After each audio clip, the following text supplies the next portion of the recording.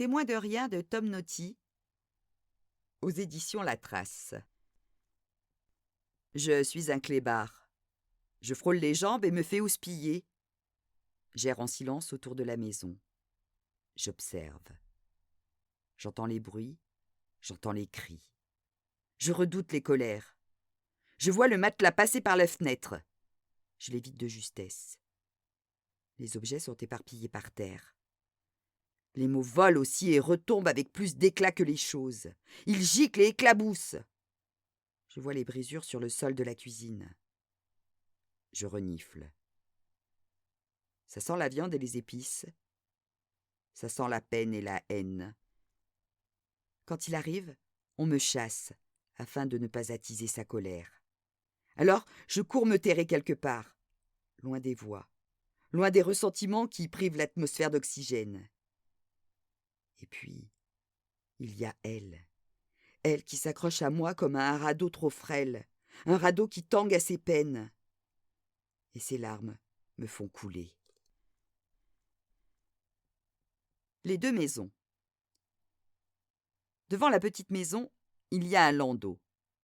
Dans le landau, le bébé dort, un peu protégé du soleil par la capote bleu marine. On dirait un vieux landau anglais avec ses grosses roues délicates. Mais ici, rien n'est anglais, rien n'est distingué. Tout respire la friture, la javel et le café.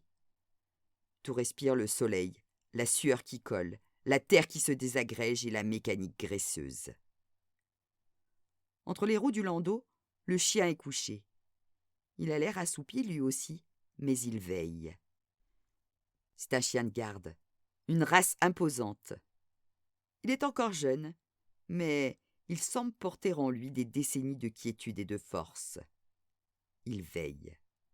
Il est conscient de son rôle. Le cri des milices alourdit son âme, et le sang des loups coule dans ses veines. Personne n'approchera du landau. Il perçoit le petit être bouger dans son sommeil. Il le sent qui grogne et s'agite au-dessus de sa tête.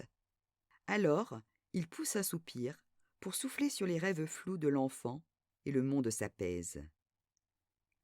À peine à quelques mètres de là, des bruits s'échappent de la cuisine. Des tintements de casseroles, des jets d'eau du robinet, des murmures de chansons qui accompagnent une radio en sourdine. Plus loin, sur la départementale, les voitures passent. On entend la rumeur des moteurs comme un bourdonnement d'abeilles. Pour un crissement de frein, parfois, le chien dresse une oreille. Parfois aussi, le rideau de perles s'entr'ouvre et la mère jette un œil pour savoir si tout va bien, si le petit dort encore dans le landau, si le chien veille toujours, si les immuables éléments qui constituent sa vie restent figés dans ces rayons de soleil moelleux, dans cette douceur ronronnante. La sérénité qu'elle constate la rassure. Elle retourne alors à sa cuisine. Les perles du rideau s'entrechoquent derrière elle et l'air qu'elle fredonnait flotte à nouveau dans les vapeurs moites de cuisson. À 12h20, le chien lèvera à nouveau la tête.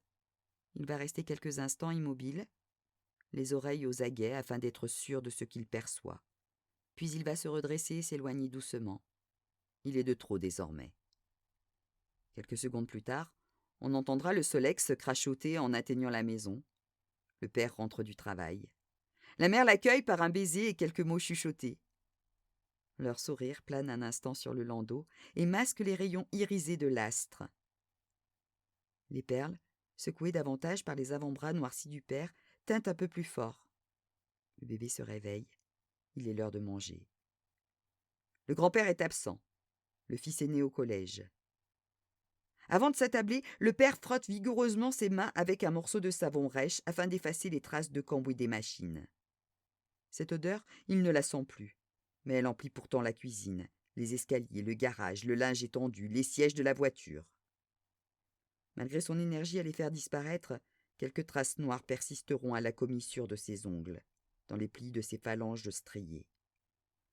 La mère nourrit l'enfant. C'est une famille ordinaire. Il fait beau et le soleil ralentit le temps presque à le figer. Devant la grande maison d'à côté, le chien s'est posté sur le perron. Il a traversé la haie entre les deux jardins par le passage qu'ont laissé les hommes dans la rangée d'arbustes. Ici, de ce côté-là de la haie, personne ne rentrera à midi. Il le sait, le chien. Il flairera sa gamelle, se saisira de ce vieil os à moelle pour quelques coups de dent. Il attendra surtout que le solex démarre en début d'après-midi, que le père d'à côté reparte à l'usine, afin de revenir vers l'enfant dans son landau et le surveiller à nouveau. Il est investi de ce devoir. C'est inscrit au plus profond de ses entrailles. Il veille, attentif et opiniâtre. Il navigue d'une maison à l'autre, le chien, tout au long de la journée depuis la naissance de l'enfant. Il surveille et rassure.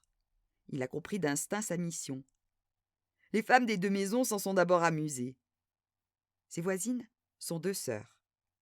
Elles regardaient l'animal lorsqu'il marchait tout juste de ses membres pâteaux, se dirigeait vers le landau et se laissait choir sous les roues.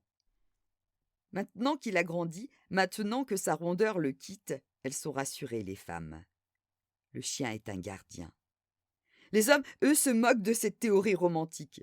Ils pensent simplement que le chien s'ennuie lorsqu'il est tout seul. Mais le chien, lui, il sait. Alors il veille. Il sait ce qu'il doit faire et où il doit être.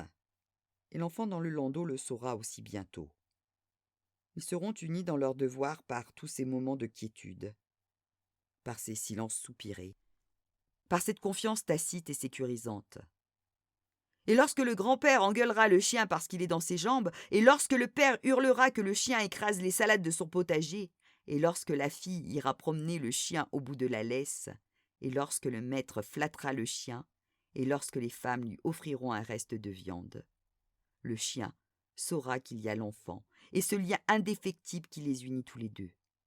Seulement eux deux, au milieu de tous les autres.